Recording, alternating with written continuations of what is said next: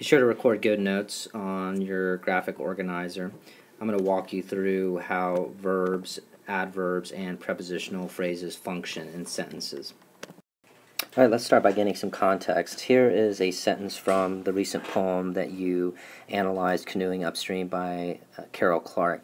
I revised the sentence a little bit, particularly these last two words, to suit the purposes of our lesson. What I want you to do is go ahead and underline the verb and also draw a circle around the adverb in the sentence based on what you know at this point. Go ahead and hit pause and do that now. So in the sentence, hopefully the word that you underlined as the verb is diminishes, and the adverb in the sentence is the word significantly. And we're going to make sense of today exactly what adverbs do in sentences. So our objective for the lesson or this lecture will be to recognize verbs, adjectives, adverbs, including prepositional phrases in sentences.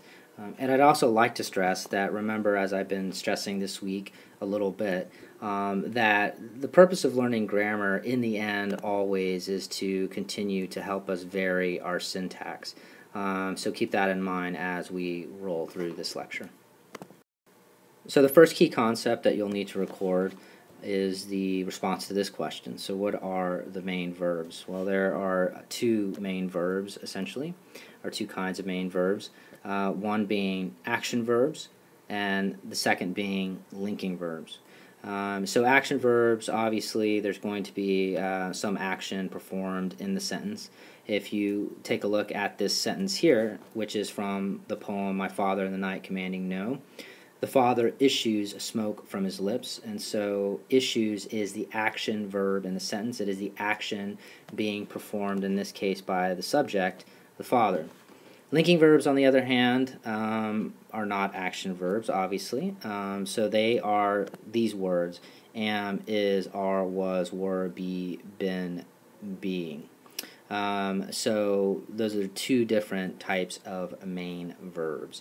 And you should make note to yourself that the verbs that we are always trying to use in our sentences primarily are, in fact, action verbs. The next key concept is the form of verbs. So the different verb forms, we have present tense, we have past tense, etc. And so you just need to be familiar with these verb tenses so that you can have, in the end, the goal is consistent use of verb tense. Because shifting verb tense from one sentence to the next technically is a grammatical error. And so for the purposes of our class, we are really going to focus on writing sentences that are in the present tense. And we're going to consistently use that tense from sentence to sentence. It's also important to understand what voice is. So there is, firstly, active voice, and then there's also passive voice. Active voice is when the subject performs the action of the verb. So if we again look at this sentence down here from My Father in the Night Commanding No, the father issues smoke from his lips. In this case, the subject of the sentence, father, is performing that action of issues. On the other hand, passive voice is when the action of the verb is done to or on the subject.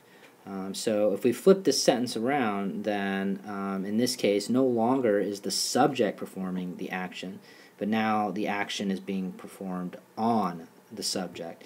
And these are the types of sentences that are the type of voice that we're trying to avoid. We are really going to try to use in class, we're going to remain consistent in using the active voice from sentence to sentence. So I think now it's important to understand exactly, well, why do we have to use present tense verbs in the active voice? Why is that going to be a requirement? Well, one thing to keep in mind is that using present tense verbs in the active voice creates a sense of immediacy. And if you think about you're showing writing essays, that's pretty important. Another reason why it's helpful is it does help eliminate some wordiness. Not a ton of wordiness, but slight wordiness in your sentences by using, especially sticking to the present tense. But then another practical reason is that, especially in terms of using active voice, is that the passive voice is actually considered a grammatical error on the SAT exam. And so for that reason, it's very important to understand it's very important to be able to distinguish between active and passive. In the end, though, just to be really clear here, for the purposes of our class, we are choosing present tense.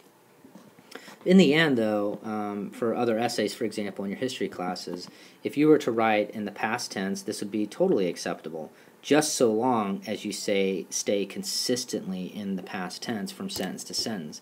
If you start shifting in and out of past tense and present tense, that's where the problem is, and technically that's where the grammatical error is. The next key concept is an adverb, and so the definition of an adverb is, like an adjective, it's a word, it's a phrase, or a clause that modifies another word, which means that it's going to describe it, it's going to specify it, or it's going to limit it. In the case of adverbs, though, they modify verbs, adjectives, and adverbs. So whereas an adjective modifies a noun, these are the other parts of speech that an adverb modifies. So here's a sentence, here's the same sentence from the Clark poem. I revised it a little bit for our purposes here. Your head diminishes significantly. So in this case, here's our adverb significantly, and it is modifying the verb here, diminishes. So like adjectives, adverbs provide very specific information about the words they modify. Adjectives provide very specific information about nouns.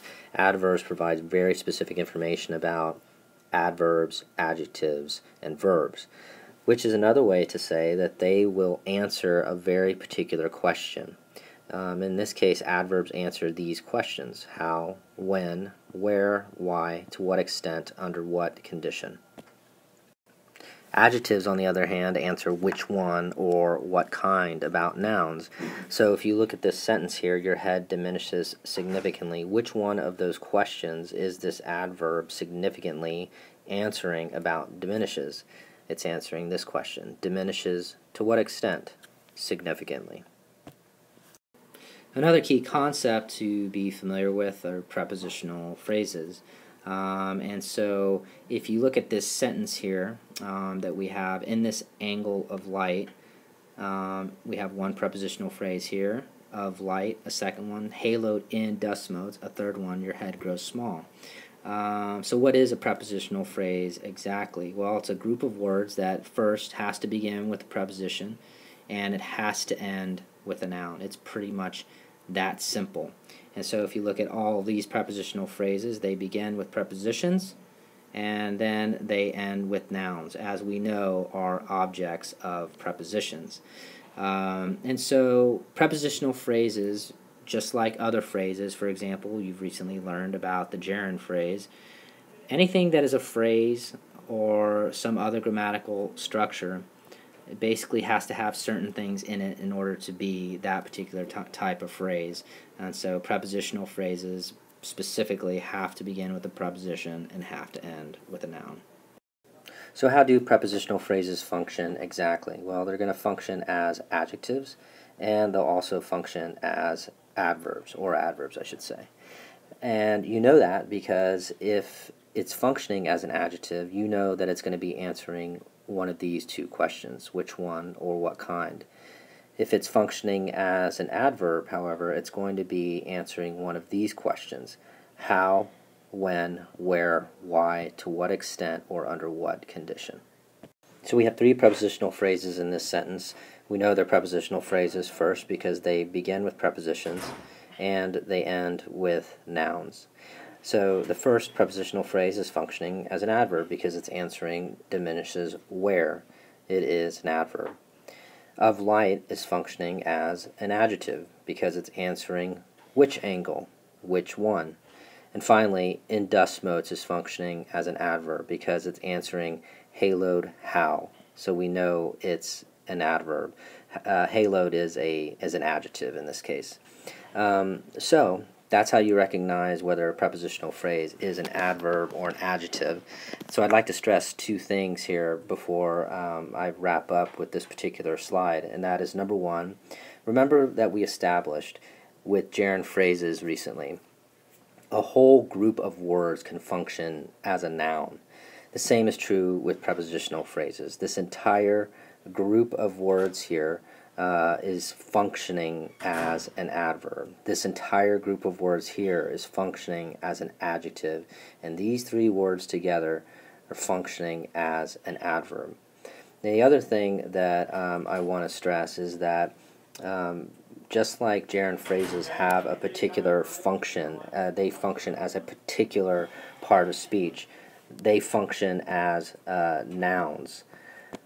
Prepositional phrases also function as a particular part of speech, as we have noticed. They will function as either adjectives or adverbs. So again, it's important that you start wrapping your mind around this concept that a grammatical structure functions as a particular part of speech.